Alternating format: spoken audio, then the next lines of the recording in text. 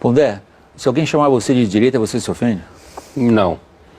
Eu não me ofendo na medida em que eu entendo que ser de direita significa ser a favor da sociedade de mercado, liberdade de imprensa. Entendo que o modelo de sociedade de mercado foi o único que reduziu a miséria, num certo sentido, no mundo. Conheço história, então eu entendo que a esquerda, na realidade, onde se instalou, como dizia Margaret Thatcher, grama que a esquerda pisou não cresce nunca mais. Agora, acho importante o que vocês conversavam há pouco, porque assim, essa coisa de ser de esquerda é legal, principalmente jantares inteligentes, onde todo mundo é super cabecinha, e ser de direita é ruim. Acho que no Brasil tem uma coisa, além do que dizia o Bolívar, que eu concordo, com essa imagem geral, existe uma coisa específica. A esquerda no Brasil, e o que eu quero dizer por esquerda aqui, um certo setor de agentes da mídia, da imprensa, grande parte da vida acadêmica, certo? Essa é a elite pensante. Então, partidos políticos de um espectro, digamos, do PT para a esquerda, tá? PSOL, PSTU e outros quadros assim. A esquerda conseguiu construir no Brasil uma coisa muito interessante a partir da ditadura, que é o seguinte: primeiro, colar na ditadura a imagem de que a ditadura era uma ditadura a favor da sociedade de mercado, a favor da liberdade de imprensa. E com isso, portanto, se você é identificado como direita no Brasil, acham que você é a favor da tortura, que você estava matando gente inocente. Outra coisa que a esquerda conseguiu, através de uma operação de marketing maravilhoso, é vender a imagem que aqueles indivíduos da esquerda que foram para a guerrilha, para a luta armada e que sofreram, inclusive, por isso enquanto indivíduos, certo? Claro. Eles conseguiram colar a ideia de que eles lutavam pela liberdade. Essa é a grande mentira da esquerda brasileira, que a Comissão da Verdade deveria trazer isso à tona. E eles não lutavam pela liberdade. Isso se discute. E eu acho que no Brasil, assim, voltando ao que eu estava dizendo e avançando a partir do que o Reinaldo dizia, é assim, no Brasil houve uma espécie de marketing gramsciano em que os atores intelectuais, seja da mídia, da imprensa, da academia, conseguiram colar em si mesmos a imagem de que eles são do bem quando são de esquerda. Está tudo dominado. Assim, eu que atuo na academia, que sou professor há muitos anos, tanto na pós quanto na graduação, para mim é muito claro que existe uma oposição entre esquerda e direita. Só cuidado com a sua mão, que você está o microfone, o pessoal em casa não vai conseguir entender o que você diz. Então, assim, para mim que estou na universidade, é muito claro que existe uma oposição entre esquerda e direita. Não conceitualmente bem elaborada, mas a realidade nunca é conceitualmente bem elaborada, né? Essa realidade banal do dia a dia.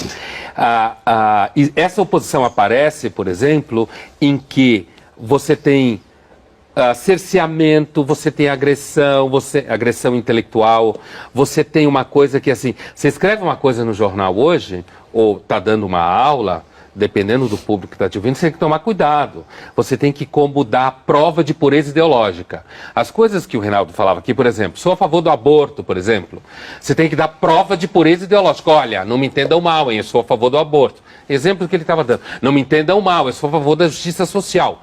Eu entendo que uma das melhores formas de justiça social é você ter um mercado ativo que produz emprego, certo? E que se eu estou de saco cheio de você, que é meu patrão, eu arrumo emprego em outro lugar. Para mim isso é justiça social. E não o Estado taxar, se meter na economia o tempo inteiro. Então a minha impressão é de que existe, no dia, pelo menos na academia eu sinto, e tem outra coisa, William, essa questão do conceito, a dificuldade do debate conceitual, eu também tenho uma visão muito clara que é a seguinte: há uma espécie assim de... é inviável, é quase inviável o acesso à bibliografia. Os alunos da universidade praticamente só leem Marx, Rousseau, Foucault e Bourdieu. Acabou! Os professores não dão acesso aos alunos lerem outra bibliografia. Então você tem uma espécie assim, de contenção e de censura. Eu só ia acrescentar o seguinte, que assim, eu acho que há uma... quando o Bolívar falava o verdadeiro socialismo, ou teoricamente definido, o partido faria isso e na prática o PT faz outra coisa, e eu tenho sempre a impressão, e as pessoas que se identificam com a esquerda normalmente oferecem esse tipo de argumento, que é, olha, se a gente se o socialismo fosse verdadeiro, então a União Soviética não foi socialista, por exemplo. Nem a Coreia do Norte. Né? Então, para mim, eu vou fazer uma analogia com o cristianismo, como religião, mas podia fazer com qualquer uma, e considero o cristianismo infinitamente superior ao socialismo como teoria e como prática, tá? Apesar de não ser cristão e nem acreditar em nada disso, mas assim, é o mesmo argumento. Quando alguém diz assim, não, o cristianismo, ele era pleno. A Igreja Católica perverteu, o protestantismo perverteu.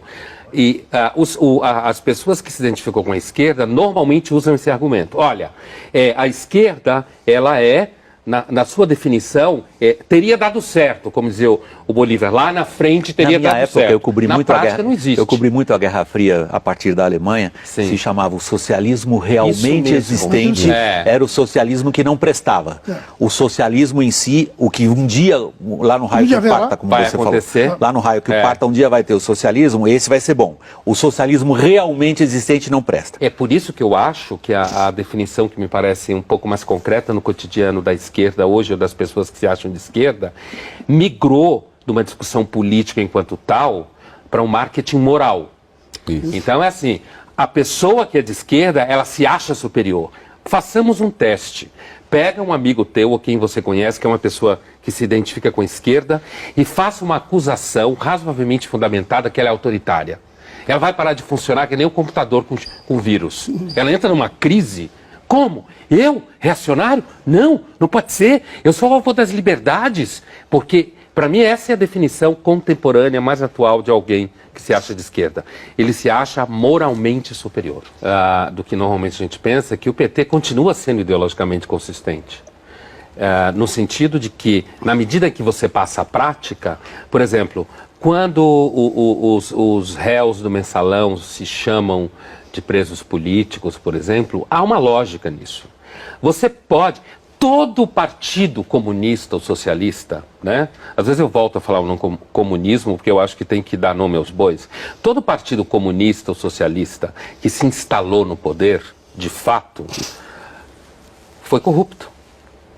Que teve o poder pleno da sociedade, o processo de corrupção é normal. Normal no sentido de que, porque há casos de corrupção, isso não significa que o partido não esteja ideologicamente orientado.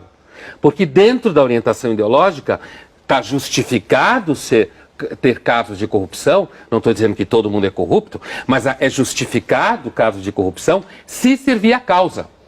Então, quando alguém diz uma situação como essa, que ele está sendo, que ele é preso político, dentro da lógica dele, ele continua servindo a causa. É uma corrupção ideologicamente orientada. Olha, inclusive do ponto de vista do crescimento de um certo pensamento de esquerda na magistratura, eu não tenho nenhuma dúvida. Eu tenho uma sensação de que o Brasil marcha lentamente para um certo consenso esquerdizante, gramsciano. Já está marchando em direção a isso. E eu vejo, por exemplo, voltando ao que você perguntava antes, quer dizer, por que não existe? Então existe, primeiro, na universidade é impossível quase você levantar essa questão. Eu tenho alunos jovens que se identificam com a tradição de pensamento liberal, como a gente fala no Brasil, ou de direita. Liberal no sentido europeu, né? Liberal conservador e tal, no sentido europeu, e eles não têm espaço.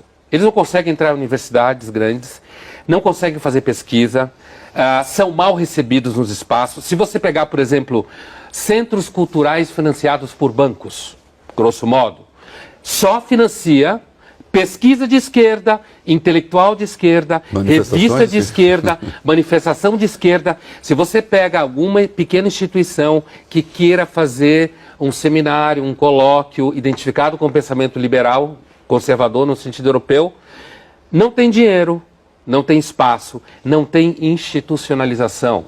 Então fica uma situação que vai ao encontro do que a gente falava antes, quer dizer, o próprio empresariado investe na esquerda. E quando você fala da Constituição, para mim é muito claro. Eu entendo que isso está ligado, tanto ao que o Reinaldo falava da uma certa religiosidade de negociação, quer dizer, e tem uma coisa também... Religiosidade que é anticapitalista, considera o lucro pecado, se alguém ficou rico é porque alguém Perdeu. E tem uma outra coisa, né? Eu acho que tem uma dificuldade. Recentemente eu participei de um colóquio na América Latina onde se discutia o pensamento liberal no Chile e aparece uma dificuldade muito grande que é o seguinte: o pensamento liberal conservador de direita, não essa patifaria de ditadura, não estou discutindo esse negócio de ditadura, ele exige de você uma responsabilidade pelo que você faz. Eu sou responsável pelo que eu faço. Eu sou um indivíduo que busca autonomia. Para mim, a maior virtude do pensamento de direita é a autonomia. Enquanto que o pensamento de esquerda, ao dissolver você no coletivo, ao dizer que a responsabilidade pelas coisas que acontecem é dos outros, ao dizer que a culpa é dos outros, é confortável. Então, o preguiçoso adora ser de esquerda. Por isso que eles começando, ficam... você acha? Ou está terminando? É assim, quando o Reinaldo fala da guinada direita, da mídia, da imprensa, porque o que caracteriza a esquerda no debate cultural é que ela não tolera a diferença. Isso. Apesar de falar de diferença o tempo inteiro. Não tolera a diferença. Então, quando ficam berrando, seja em que mídia que for, contra a guinada da direita, é porque aparece uns 5 ou 6 que não tem medo profissional, não tem medo de ser difamado, tem repertório, porque tem uma outra coisa que caracteriza você ser de uma maioria, como a esquerda é no mundo cultural brasileiro. Não precisa ler, não precisa estudar. Basta pertencer ao grupo e sair gritando. Você pertence ao grupo, você xinga o outro e não lê. E é nessa situação, muitas vezes, que essa moçada começa a levar pau. Porque quando você é uma minoria, como pessoas que não se identificam com a esquerda no mundo cultural brasileiro Estou falando do mundo dos agentes culturais. Quando você não se identifica com essa maioria, como toda minoria que está num conflito, você tem que se preparar. Então você acaba estudando mais.